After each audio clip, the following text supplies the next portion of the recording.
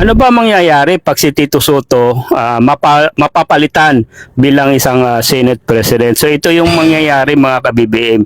Siyempre nakakalungkot, 'di ba? Kasi si Tito Soto sang-ayon 'yan, okay, na pag dumating na yung impeachment ni Sara Duterte sa Senado, okay? Forthwith, okay? Kinabukasan gagawin agad, magpe-prepare na agad. Okay? Pero hindi yung iba. Okay? Alam naman natin kung sino yung grupo na yon. Of course, yung mga senador, yung mga DDS.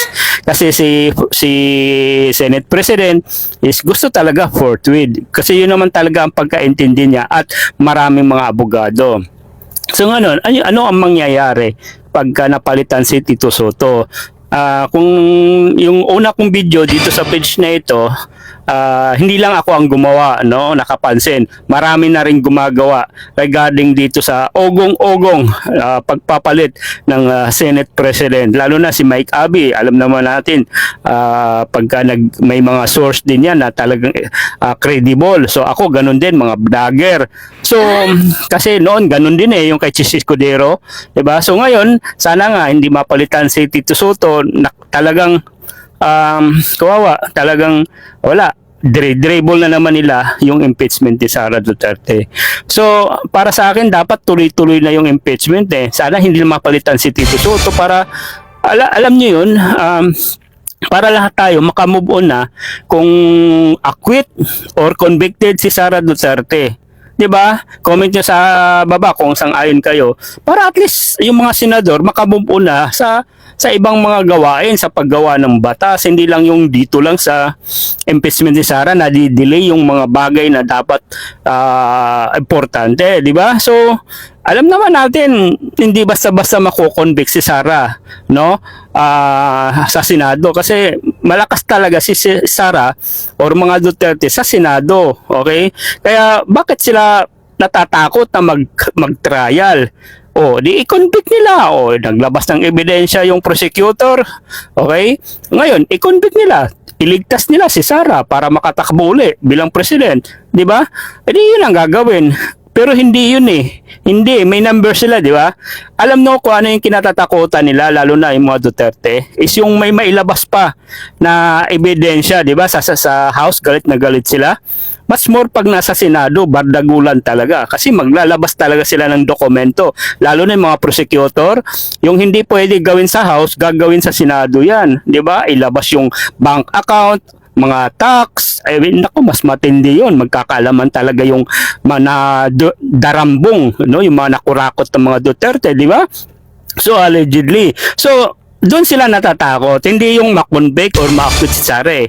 Natatakot sila malaman ng taong bayan, no, na ito yung yaman ng mga Duterte. Di ba? Yun iniiwasan nila yun Di ba? Kaya naman nila magbayad ng mga para mabaliktad yung, di ba? Yung kalabasan ng impeachment, di ba? Alam natin, malakas ang mga DDS sa mga Senado. Di ba? So, hanggat maaari, hindi magta-trial. Either dribble nila yan. Alam natin yan, diskarte ng mga DDS yan Di ba? Hindi yung panalo naman si Sara, hindi naman ma-acquit yun Pahayaan na natin yung taong bayan sa mga senador na gusto iligtas o wag matuloy yung impeachment ni Sara. Hayaan na natin yung mga tao Pero ang iniwasan ni Duterte, again, ulitin ko, yung mga statement, yung mga bank account, yung pera. Di ba? Yun yung ayaw ng mga politician malalaman. Di ba? Imagine mo, mayor ka, vice mayor, tapos vice president, tapos billion yung pera mo. Talagang maano ka talaga. Di ba? Mapapaya ka sa taong bayan. So, yun yung nakakatakot, no? Yan din yung iniisip ko. What if bukas, pangalawa, magulat ka na lang, ganun ang Senado meron na bagong Senate President. Kasi kakausapin ka bigla dyan Yun pala, tanggal ka na. Di ba? So, yun. Di ba? Abangan natin. Kasi ako, talagang pag may bumoto laban kay, kumampi kay Sara, na alam naman natin, na dapat may sarili silang di ba, sila judge di ba, based on dapat ebidensya. Pero dahil kaalyado, taong bayan na ang maghuhusga sa inyo. yung mga bumuboto diyan, no, pabor kay Sara, araw-arawin natin 'yan, no? Huwag natin pababayaan yung mga senador na makaupo uli yan sa susunod na eleksyon, lalo na yung mga re-election na ngayon. Nako, babantayin natin yung mga 'yan kasi hindi po pwede mga ka-BBM na mayroong mga senador pinoprotektahan yung isang mataas na posisyon na alam naman natin, kitang-kita naman sa ebidensya na allegedly na nagdarambong, no? Kumukuha ng pera sa kaban ng bayan na galing sa tax natin, di ba? So yun lang mga kabibim, abangan natin. Sana nga tuloy-tuloy si Tito Soto as Senate President kasi maganda naman yung performance niya as bilang Senate President, no? So abangan, see you next video.